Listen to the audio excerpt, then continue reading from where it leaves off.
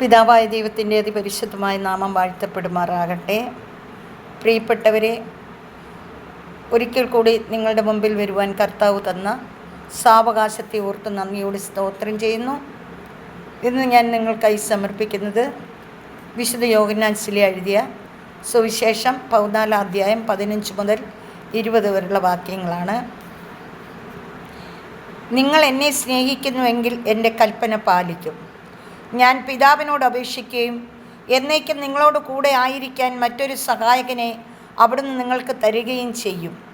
ഈ സത്യാത്മാവിനെ സ്വീകരിക്കാൻ ലോകത്തിന് സാധിക്കുകയില്ല, കാരണം അത് അവനെ കാണുകയോ അറിയുകയോ ചെയ്യുന്നില്ല. എന്നാൽ നിങ്ങൾ അവനെ അറിയുന്നു, കാരണം അവൻ നിങ്ങളോടൊത്ത് വസിക്കുന്നു, നിങ്ങളിലായിരിക്കുകയും ചെയ്യും. ഞാൻ നിങ്ങളെ അനാഥരായി വിടുകയില്ല. ഞാൻ നിങ്ങളുടെ അടുത്തേക്ക് വരും.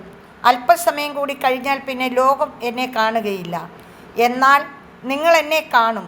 ഞാൻ ജീവിക്കുന്നു, അതിനാൽ നിങ്ങളും ജീവിക്കും. ഞാൻ എൻ്റെ പിതാവിലും നിങ്ങൾ എന്നിലും ഞാൻ നിങ്ങളിലുമാണെന്ന് ആ ദിവസം നിങ്ങൾ അറിയും. ദൈവവചനമാണ് നാം കേട്ടത്. നമുക്ക് ദൈവത്തെ സ്തുതിക്കാം. പ്രിയപ്പെട്ടവരെ, നമുക്ക് ഈ വായിച്ചു കേട്ട വചനം നമ്മെ ശുദ്ധീകരിക്കട്ടെ. ഈ വചനം എല്ലാവരും കേൾക്കുകയും വായിക്കുകയും ധ്യാനിക്കുകയും ചെയ്യണം. അതോടൊപ്പം നമ്മുടെ പ്രിയപ്പെട്ടവരെ എല്ലാവരെയും ഓർത്ത് നമുക്ക് പ്രാർത്ഥിക്കാം. എന്നോട് പ്രാർത്ഥന ചോദിച്ചിട്ടുള്ള വിദേശത്തായിരിക്കുന്ന മക്കളെ ഓർത്ത് പ്രാർത്ഥിക്കുന്നു. അവരുടെ ആവശ്യങ്ങളെ ഓർത്ത് പ്രാർത്ഥിക്കുന്നു. ദൈവമേ, ജോലി ഉണ്ടായിട്ടോ അത് അതികഠിനമായ ജോലി ചെയ്യുവാൻ ആ ജോലിക്ക് ശരിക്കും ആ ജോലി ചെയ്യാൻ കഴിയാത്ത അവസ്ഥ, ശരീരത്തിനെ മനസ്സിനെ ഒരുപോലെ അലട്ടിക്കൊണ്ടിരിക്കുന്ന അസ്വസ്ഥതകൾ, കർത്താവേ, ആ മക്കൾക്ക് ആ ജോലിയിൽ നിന്നും മാറ്റം കൊടുക്കണമേ. നല്ല ജോലി നൽകി അനുഗ്രഹിക്കണമേ. അങ്ങേ വിളിച്ചപേക്ഷിക്കുന്ന മക്കളുടെ മേൽ അങ്ങയുടെ അലുവാർന്ന കരം നീട്ടണമേ. യേശു അവർക്ക് നല്ല ജോലി കൊടുക്കണമേ. അവരിനി വിളിക്കുകയും കർത്താവെ ഓരോ കാര്യങ്ങൾ ഷെയർ ചെയ്യുകയും ചെയ്യുമ്പോൾ അങ്ങ് നല്ല ജോലി കൊടുത്തെന്നറിയുവാൻ തക്കവിധം കർത്താവ് പ്രവർത്തിക്കണമേ. അതോടൊപ്പം വിദേശത്തും സ്വദേശത്തും എല്ലാം ജോലിയില്ലാതെ ഭാരപ്പെടുന്ന മക്കളെ സമർപ്പിക്കുന്നു. കർത്താവെ, ഭവനമില്ലാത്ത മക്കളെ സമർപ്പിക്കുന്നു. വാടക കൊടുക്കുവാൻ നിവൃത്തിയില്ലാതെ വാടക വീട്ടിൽ നിന്ന് മാറാൻ കഴിവില്ലാത്ത മക്കളെ സമർപ്പിക്കുന്ന കർത്താവെ, അടുത്ത് വീടെടുക്കുവാൻ കഴിവില്ലാത്ത ദൈവജനത്തെ അങ്ങയുടെ കരങ്ങളിൽ സമർപ്പിച്ച് പ്രാർത്ഥിക്കുന്ന പിതാവെ, രോഗികളായിരിക്കുന്ന എല്ലാ മക്കളെയും സമർപ്പിച്ച് പ്രാർത്ഥിക്കുന്നു. ആശുപത്രികളിലും വീടുകളിലുമൊക്കെ രോഗത്താൽ ഭാരപ്പെടുന്ന മക്കളെ സമർപ്പിച്ച് പ്രാർത്ഥിക്കുന്നു കർത്താവെ. ഹല്ലേലൂയ. ക്യാൻസർ രോഗികളെ പ്രത്യേകമായി സമർപ്പിച്ച് പ്രാർത്ഥിക്കുന്ന പിതാവേ. ദൈവമേ, എയ്ഡ്സ് രോഗികളെ പ്രത്യേകമായി സമർപ്പിച്ച് പ്രാർത്ഥിക്കുന്ന കർത്താവേ.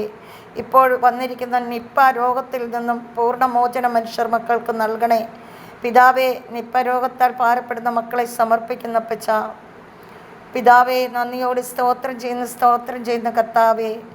അപ്പ, പ്രാർത്ഥന ചോദിച്ചിട്ടുള്ള എല്ലാ മക്കളെയും അവരുടെ എല്ലാ ആവശ്യങ്ങളെയും പ്രത്യേകിച്ച് എടുത്തു പറയുന്നില്ല കർത്താവേ. അത്രത്തോളം ആൾക്കാർ വിളിച്ചോരോ ആവശ്യങ്ങൾ പറയുന്നുണ്ട്. വിവാഹപ്രായം കഴിഞ്ഞിട്ട് വിവാഹം നടക്കാത്ത യുവാക്കന്മാരെ ഞങ്ങളുടെ കരങ്ങളിൽ സമർപ്പിച്ച് പ്രാർത്ഥിക്കുന്നു പിതാവേ. കുഞ്ഞു മക്കൾ രോഗാവസ്ഥയിലായിരിക്കുന്ന അവരെ അങ്ങയുടെ കരങ്ങളിൽ സമർപ്പിച്ച് പ്രാർത്ഥിക്കുന്നു പിതാവേ. എല്ലാവരെയും അങ്ങ് സഹായിക്കണേ, അനുഗ്രഹിക്കണമേ. വിശേഷാൽ പ്രാർത്ഥന ചോദിച്ചിട്ടുള്ള എല്ലാ മക്കളെയും സമർപ്പിക്കുന്ന കർത്താവേ. അവരെല്ലാം ഏറ്റെടുക്കണമേ കർത്താവേ. പിതാവേ, ഈ പ്രാർത്ഥന കേൾക്കുകയും കർത്താവെ വചനത്തോടൊപ്പം ജീവിക്കുകയും ചെയ്യുന്ന എല്ലാ മക്കളെയും കർത്താവ് അനുഗ്രഹിച്ച് ആശീർവദിക്കണമേ. അനുഗ്രഹം കൊണ്ട് മൂടണമേ. പിതാവായ ദൈവത്തിൻ്റെ സ്നേഹവും പുത്രനായ ദൈവത്തിൻ്റെ കരുണയും പരിശുദ്ധാത്മാവിൻ്റെ അഭിഷേകവും ഈ എല്ലാ ദൈവമക്കളോടും ഒപ്പം ഇരിക്കുമാറാകണമേ എന്ന് പ്രാർത്ഥിക്കുന്നു. വിശേഷാൽ ഞാൻ പ്രാർത്ഥിക്കുന്ന, എന്നോട് പ്രാർത്ഥന ചോദിക്കുന്ന എല്ലാ മക്കളുടെ മേലും അങ്ങയുടെ പരിശുദ്ധാത്മാവിനെ അയച്ച് ശക്തിപ്പെടുത്തണമേ എന്ന് പ്രാർത്ഥിക്കുന്നു. നിത്യം പിതാവും പുത്രനും പരിശുദ്ധാത്മാവുമായി സർവേശ്വര എന്നേക്കും ആമേൻ. കർത്താവ് നിങ്ങളെ എല്ലാം സമർത്ഥമായി അനുഗ്രഹിക്കട്ടെ. ആമേൻ, ആമേൻ.